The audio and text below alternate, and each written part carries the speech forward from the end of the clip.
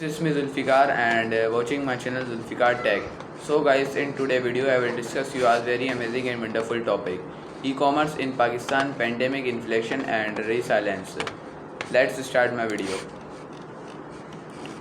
The year in 2023 and the biggest name in e-commerce in Pakistan has just laid off 11% of its workforce. How did we get here? As the title dictates, the pandemic, inflation and a sad collection of inevitable variables have had a lot to do with it. But Pakistani startup founders are shared at plus 92 Disrupt. In 2022, we brought together the founders of Crevmart, Bangalore, Deal Cart, Snap Retail, and Price OA and picked their brains regarding what would mark for e-commerce strategies going forward in a slowing market. In commerce giant Daraz Group's CEO Bijark Mislan on Monday announced that the company was reducing the workforce by 11%. The group operates in Pakistan, Bangladesh, Sri Lanka and Nepal. Read more. Business recorded February 6, 2023. The effects too of the pandemic and generational shift on Pakistan's e-commerce space. In 2022, Pakistan e-commerce startup raised the most funding in the country. This shows that local and international visitors see potential in the space. It is also because these founders have also laid the groundwork for how to tackle the biggest problems we are facing today. It's all about convenience. Kazim Shroff, CEO of Crevmart Space, spoke about how the pandemic made us look for convenience is in every task, especially when it comes to jewelry delivery. Convenience is key. Crevmart is in a position where its main competitor are Caravana stores, and its target market can very well walk to a store and purchase what they require. However, with the emergence of Gen Z, more people are beginning to find convenience in opening up an app and ordering. Capture the scholars.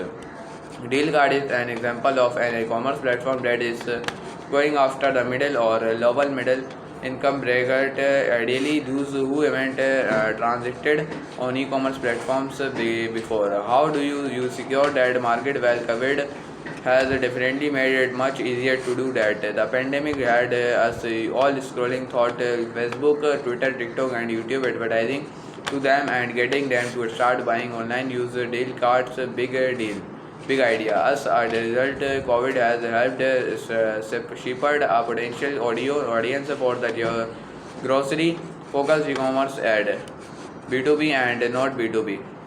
Snap Retail works with small Kirviana strollers to digitalize their operation, and its CEO Mozam Ali Khan iterates that the shift in attention towards e-commerce platform has more to do with an overall generational transition than COVID. For shop owners, the first generation, the fathers are moving away and their sons and daughters are coming over to their roles. We are seeing a younger audience take over. They are a lot more tech savvy.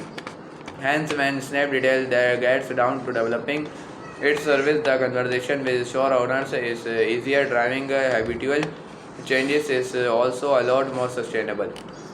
How to advertise your e-commerce platform to a younger market. From influencer marketing and community-based approaches to full-fledged billboards and YouTube and slots, there is no hard and fast route to advertising to Gen Z and millennials. But some tactics seem to have worked better than the rest. Offline marketing for e-commerce. Offline marketing efforts will get a lot more visibility if done right, and this is irrefutable when you look at the sheer number of commuters on a daily basis. TV and radio spots on field activations and billboards are a great way to put your e-commerce platform on a physical pedestal. With the number of competing platforms with two grocery based services on stage, it's important to define your brand and set it apart from the rest. Offline marketing tools help achieve that. effectively. It built trust. Price OA is second most visited shopping website in the country. 38% of the digital population of Pakistan has visited us in the last 2 years. Adnan Shafi, CEO of Price OA. An out of home campaign was really necessary for Price OA because they were already pulling an audience online. However, the show it served a different purpose to build trust. There are countless online platforms and it has become very easy for customers to buy off of them. So how do you set yourself apart? Trust building out of home advertising shows buyers that you are a legitimate organization. Community based marketing for e-commerce. Deal card like the others relies on various channels with referrals are a big part of how do they acquire customers. Group buying is the aim. So if you are offering a great product at a group price to a well set price, the customer most share the some ideal deal with others, thereby bringing in more users. Another way to propose a piece and already bargaining community is to offer one incentive loyalty programs, points for sharing. WhatsApp reality. Really, WhatsApp has become surprisingly important for Deal Card is in its big bid to acquire customers. Accordingly to a Gallup study conducted with a nationally representative pure sample of adult men and women, 60% of the sample said that they spend at least 1 hour a day on WhatsApp. Deal Guard's target market is already comfortable using the app and sync. It's now allowed the seller to set up catalogs and place orders. Is a good way to bring in users and then transition them onto the app. Influencer marketing for e-commerce. Not every e-commerce platform needs to advertise itself thought influencer, but for some it is a no-brainer. Baglary is one such organization. Meena Salman, the CEO of Baglary, put this quite essentially. We have done a lot of influencer marketing because our market is more beauty and fashion. When selling product within niches like this, user generated content is a great pull.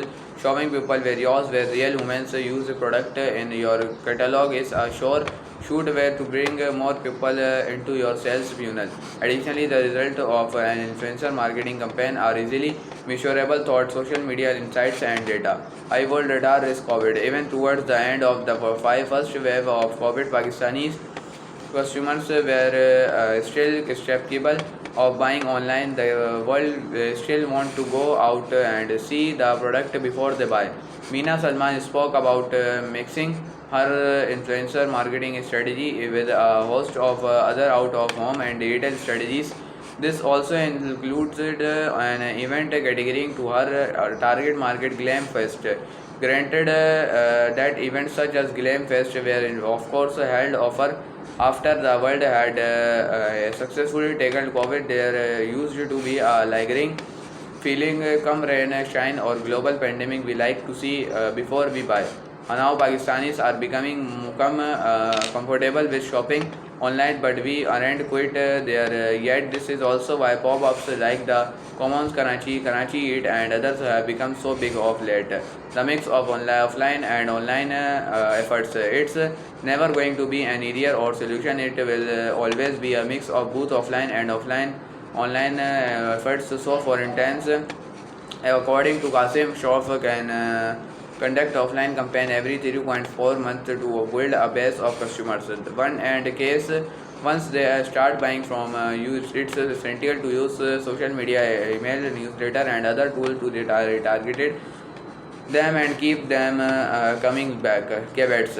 Both forms of advertising can lead to an unnecessary marketing burn, especially for startups. Hence, it's important to strategies you should know what your product services, know your competition, know what you need to achieve with your external communications, know your target market. There will also be a lot of trial and error involved in Price OS case. They started with an out of home campaign in Karachi, got the results, and then sanctioned campaigns in Lahore, Faisalabad, Peshawar, Multan, and then a second one in Karachi. These campaigns also have to be geared toward specific areas in these cities to confirm the best results. How has inflation affected E-commerce in Pakistan. The Pakistani economy is feeling from political and social turmoil. For how to or e-commerce business in Pakistan prepare for how a world where will their customers have seen spending power decrease significantly. Alternative solutions. A large chunk of consumers in Pakistan are now used to buying of Food Panda, Karavmart, Price OATC, and where they were once used to purchasing a carton brand. These brands are not as affordable anymore. The government policies on import have also made it so that some of these brands aren't even available to buy anymore. For instance, pet food secretary was rife at the end of 2022. Having said that, there are always alternatives, so where pet owners were buying pedigree before they can now buy a locally made alternative in bagels. Simply put, it's up to these platforms to stock alternative product option to cater to the readjusted spending power of Pakistan. Grocery, phones, clothes, etc. are all essential, and no matter how bad things get, people will buy this needs. For us, the display is still the same. People still need to eat. People still need to shop, and people still need to their everyday grocery essentials. Kasim shop. Opportunities created. Moderated by Mothogar Khan and the panel of e-commerce in Pakistan at plus 92 district followed up and on this thought by asking if the bleak economic landscape creates new opportunities for leather no brands, and yes reducing there is a lot of brand loyalty regarding masalas, eggs and other perishable goods readily used by Pakistanis. Stores and e-commerce platforms have found that their independent brands have begun to sell well. This is called private labeling, offer a cheaper alternative that is locally sourced and easier to provide to customers. How do inflation affect large basket sizes? In the case of price where customers have to check out larger basket sizes, there is a delta is prices that now means a lot to customers, but this was always the case in the past. If phones and laptops are 2.3% more expensive in physical stores, customers will be okay with paying that if it meant that they got to held and view the product before they purchased it. This 2.3% matters a lot more now, and that too for three understandable reasons. Consumers' average disposable income has shrunk. The expenses associated with commuting to physical stores are really high now. E-fuel. Other charges associated with buying technology are increasing. IEPTA tax. Read about that. Plus 92 disrupt conversation on content creation here. Find out 10 most have take tools for remote work here. See you on next video. Take care. Bye.